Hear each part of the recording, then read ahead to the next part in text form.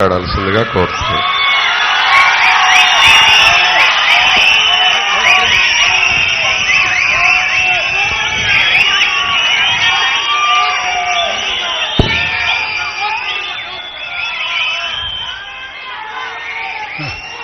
సభాధ్యక్షులు, సోదరులు, సహచరులు, కళా వెంకటరావు, ఏ బాబు కుసేపు ఆగనమ్మా. 5 కోట్ల మంది వాళ్ళ ఊపిరి, వాళ్ళ శ్వాసే తన జీవితంగా ఈ రాష్ట్ర అభివృద్ధికి, ఈ రాజధాని నిర్మించడానికి ఆర్నిశలో కృషి చేస్తున్నటువంటి ముఖ్య అతిథి చంద్రబాబు నాయుడు గారికి ఈ రోజున మీ ముందు నుంచి మాట్లాడుతున్నానంటే మీ శ్వాసల ఊపిరితోనే ఈ 30 సంవత్సరాల జీవితాన్ని మొత్తాన్ని కూడా నడిపిస్తాను అంటే మీ యొక్క ప్రోత్బలంతోనే అనేది మీరు మర్చిపోకండి అని చెప్పేసి నేను చెప్తున్నా. వాళ్ళు ఒకటే చెప్తున్నా, నాకు ఆ రోజున రాజకీయాలు అంటే ఏంటో తెలీదు. రామారావు గారు పార్టీ పెడుతున్నారంటే మార్చి 11వ తారీఖు నాడు నేను అక్కడికి వెళ్ళా. ఆయన భుజం మీద చేసి నీలాంటి యువకులు కావాలి, రావాలి, రండి అని చెప్పి ఆహ్వానించారు. మార్చి 21న ప్రాంతీయ పార్టీ పెడుతున్నానని చెప్పి అనౌన్స్ చేసినప్పుడు నాతో పాటు మహారథి, నేను, కోటా శ్రీనివాసరావు అన్నయ్య, కోటా నరసింహరావు, భాస్కర్ గారు, రామారావు గారు ఉండేలా రామారావు గారు ప్రాంతీయ పార్టీ పెడుతున్నానని చెప్పి అనౌన్స్ చేయడం జరిగింది. అదేవిధంగా 1982 మార్చి 29న ఈ విజయవాడ ఆంధ్రప్రదేశ్ కలిసిన ఆంధ్రప్రదేశ్ మొత్తం మీద 2 బస్సులు వేసుకెళ్లి సికింద్రాబాద్ నుంచి కూడా ఊరేగింపుగా తీసుకెళ్లాను.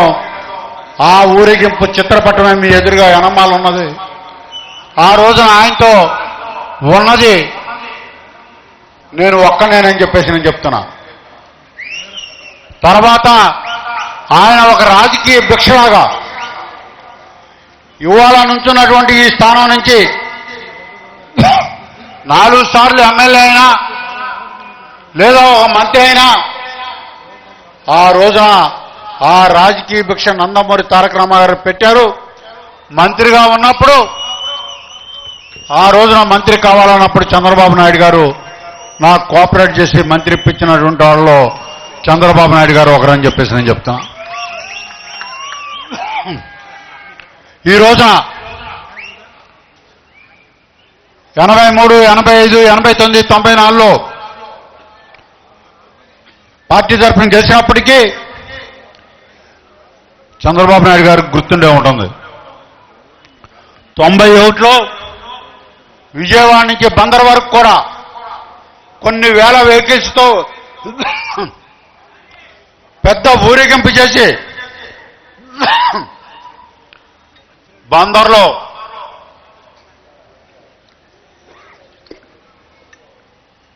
బ్రహ్మాండమైన పబ్లిక్ మీటింగ్ పెడతాం జరిగింది. ఆయన ఆ రోజున అన్నారు, కృష్ణా జిల్లాయే దేవినేనే కృష్ణా జిల్లా అని చెప్పి ఆయన ఓపెన్ స్టేట్మెంట్ ఇచ్చారు. అదేవిధంగా ఈ రోజు వరకు కూడా మనుషులు మారారేమో కానీ ఇంటి పేరు మారవకుండానే ఆయన ఆ స్థానాలను పద్యం చేస్తానే ఉన్నారని చెప్పేసి నేను చెప్తాను. 91లో రామారావు గారు పిలిచి నాయకత్వాన్ని వహించు,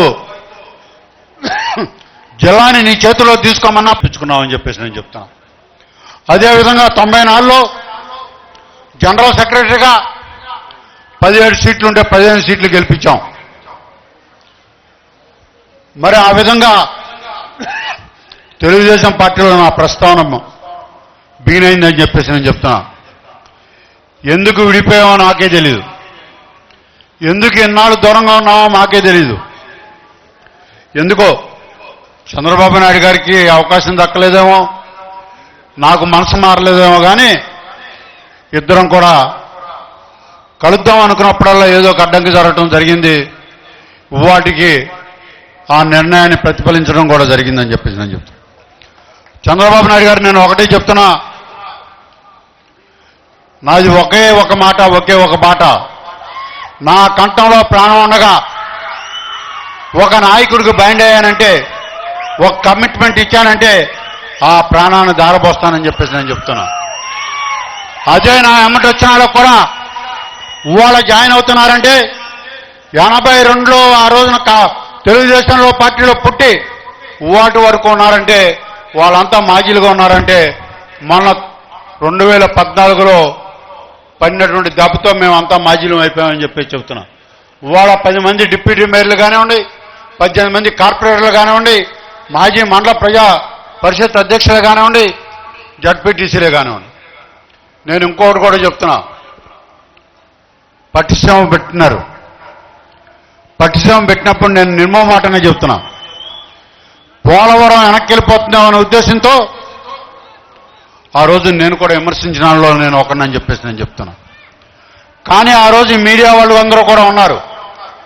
మీడియా సాక్షిగా నేను ఒకటి అన్నా ఆ రోజున, అదే పట్టిసీమ ప్రాజెక్టు కనుక సంవత్సరం లోపల కనుక చంద్రబాబు నాయుడు గారు పూర్తి చేస్తే 500 కార్లతో ఊరేగింపుగా తీసుకొచ్చి ఈ విజయవాడలో చంద్రబాబు గారి సమక్షంలో ఆయన అనుమాల తిరుగుతానని చెప్పేసి మరి ఇక్కడున్న మీడియా మిత్రులందరికీ కూడా తెలుసు. కానీ అది ఈ రోజుకు ఫలించిందని చెప్పేసి నేను చెప్తాను.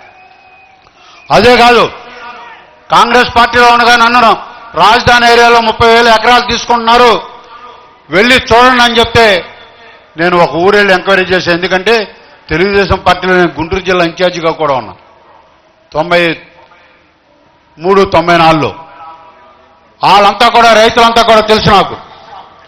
నేను వెళ్ళి ఒక మీటింగ్లో మాట్లాడిన తర్వాత నాకు అర్థమైపోయింది, వాలంటరీగా సంతోషంగా వాళ్ళందరికీ వాళ్ళు మెచ్చి ఇక్కడ మాకు అమరావతి వస్తుంది, క్యాపిటల్ సిటీ వస్తుంది, మేము వాలంటరీగా ఇస్తున్నాం అన్న తర్వాత మళ్ళీ ఆ ఏరియాలో కానీ ఆ గడప కానీ ఇంతవరకు తొక్కలేదని చెప్పేసి నేను చెప్తున్నాను.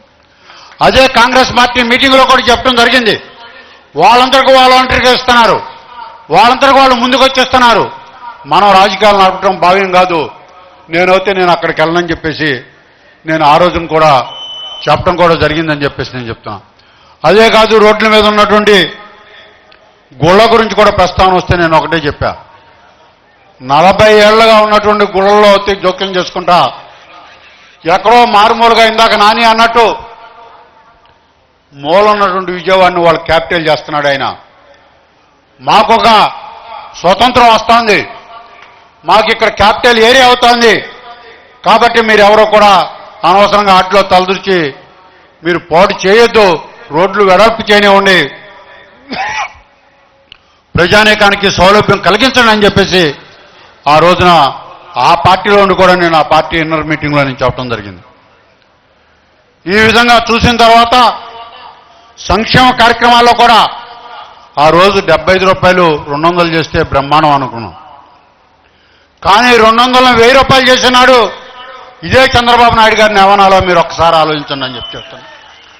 5 రెట్లు పెంచి మీ జీవితాల్లో అందరికీ కూడా పట్టెడు అన్నం తినేటువంటి అవకాశం కల్పించినటువంటి చంద్రబాబు నాయుడు గారిని వాళ్ళ చంద్రన్న కానుక కానివ్వండి, చంద్రన్న తోప కానివ్వండి, లేదా ఎన్టీఆర్ ఆరోగ్యశ్రీ కానివ్వండి, ఫీజులు రీఎంబర్స్మెంట్లో ఇదిలాగా విచ్చలవిడిగా కాకుండా కరెక్ట్గా సరైనటువంటి వాళ్ళకి అందేటట్టుగా ఏర్పాటు చేస్తున్నారంటే అది ఒక్క చంద్రబాబు నాయుడు గారి యొక్క ఘనతను నేను చెప్పక తప్పదని చెప్తున్నా. నాకేం ముఖప్రీతి కోసమో లేదు ఇంకో దానికోసమో కాదు, నేను ఏనాడు కూడా వాటి మీద విమర్శించరా. ఆ కార్యక్రమాలు సంక్షేమ కార్యక్రమాలు ఏవైతే చేస్తున్నారో ఆ సంక్షేమ కార్యక్రమాలు ఏనాడు కూడా నేను నోరు పెట్టానులా. డెవలప్మెంట్ కార్యక్రమాలు ఎన్నైతే ఉన్నాయో చంద్రబాబు నాయుడు గారు మీరు చేసేటువంటి ఇరిగేషన్ ప్రాజెక్ట్స్ కానివ్వండి, లేదా వాళ్ళ అమరావతికి కొన్ని వేల కోట్లు ఖర్చు పెడతాం కానివ్వండి, ఇంత లోటు బడ్జెట్లో ఆ రోజున కుర్చీ కూడా లేనటువంటి పరిస్థితుల్లో ఈ రోజున ఈ రాష్ట్రాన్ని ముందుకు తీసుకెళ్తున్నారంటే మా అందరికీ కూడా చాలా సంతోషంగా ఉంది. విమర్శించే వాళ్ళకు కూడా ఏం చేయాలో అర్థం కాకుండా వక్ర భాష్యాలతో మాట్లాడుతున్నారని చెప్పేసి నేను చెప్తున్నా.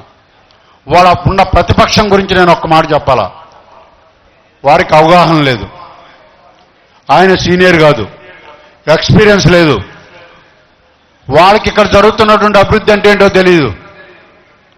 వాళ్ళకు కావాల్సింది వాళ్ళ దందాలు నడవటం, దానికి అనుగుణంగా దేనికి డెవలప్ అయ్యేటువంటి అమరావతి క్యాపిటల్ని ఏ విధంగా అడ్డుకోవాలా, ఏ విధంగా అమరావతిని రానికుండా చేయాలా, ఇరిగేషన్ ప్రాజెక్ట్స్ ఏదైతే రానికుండా చేయాలా, ఎవరితో వ్యాజ్యం వేయించాలా, హైకోర్టులో ఏదైతే చేయాలా అనేటువంటి ఆలోచనలో ఉన్నారు.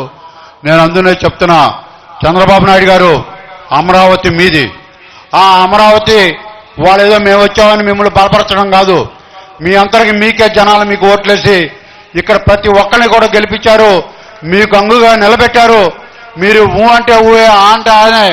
కాకపోతే మేమంతా కూడా మీకు ఒక రక్షణ కవచంలాగా, వాళ్ళ అమరావతి చంద్రబాబు గారిది, అమరావతి మనది, అమరావతికి రక్షణ కవచంలాగా రక్షణ గోడగా ఉండి ఈ రాబోయే భవిష్యత్ తరాలకు కానివ్వండి, యువతకు కానివ్వండి, రాబోయే భవిష్యత్తును తీర్చిదిద్దేటువంటిది మన రాజధాని అమరావతి. దాని ద్వారా వచ్చేటువంటి కార్యక్రమాలు కానివ్వండి, ఉద్యోగాలు కానివ్వండి, లేదా నిరుద్యోగాలు పోవటం కానివ్వండి, ఇవన్నీ కూడా జరగాలంటే ఆయన యొక్క ఆధ్వర్యంలో జరగాల్సిందని చెప్పక తప్పదని నేను చెప్తున్నా.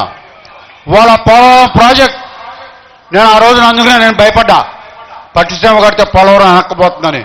కానీ వాళ్ళ పోలవరం ప్రాజెక్ట్ని జాతీయ ప్రాజెక్టుగా చేసి 24 గంటలు కూడా ప్రాజెక్టు మీద ఉండి ప్రాజెక్టుని సర్వే చేసి 2018కి పోలవరం ప్రాజెక్టు కంప్లీట్ చేసి నీరు అందిస్తానని చెప్పారు. అదేవిధంగా పట్టిసీమను కంప్లీట్ సంవత్సరంలో కోస్తా జిల్లా రైతాంగం మొత్తానికి కూడా కడుపు నింపే ఏర్పాటు చేశారని చెప్పేసి నేను చెప్తున్నా.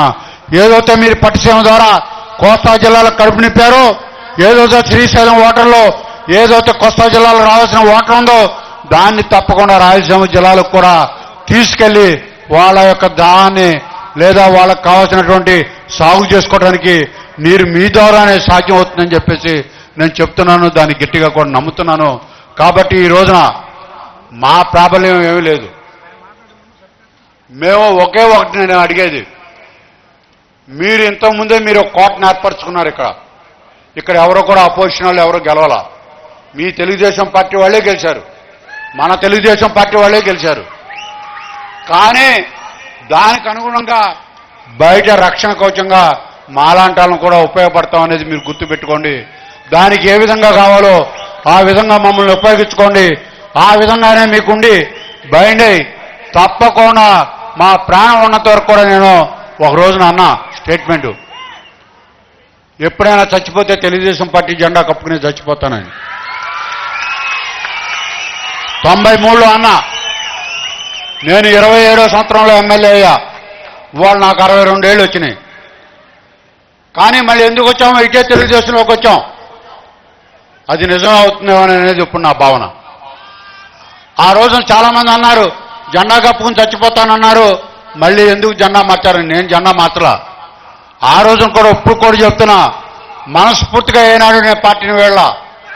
ఆ రోజు పార్టీని వీడేటప్పుడు కూడా గంట సేపు కళ్ళమని నీళ్లు పెట్టుకునే తప్పన పరిస్థితుల్లో బయటికి అడుగు పెట్టాల్సిన పరిస్థితి వచ్చింది తప్పితే నేను పార్టీని మార్చేవాడిని కాదు, రంగులు మార్చేవాడిని కాదు, నా బ్లడ్ను ఊరికనే అటు ఇటు పరిగెత్తించేవాడిని కాదు. మాట అంటే మాట కట్టబడి ఆ మాట కోసం నా ప్రాణాన్ని ఇచ్చేటువంటి వ్యక్తిని తప్పితే ఏ విధమైంది.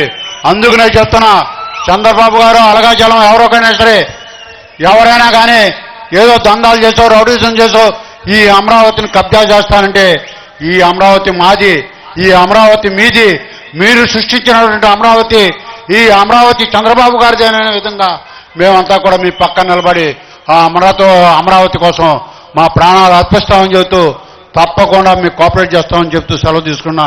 జై హింద్, జై తెలుగుదేశం.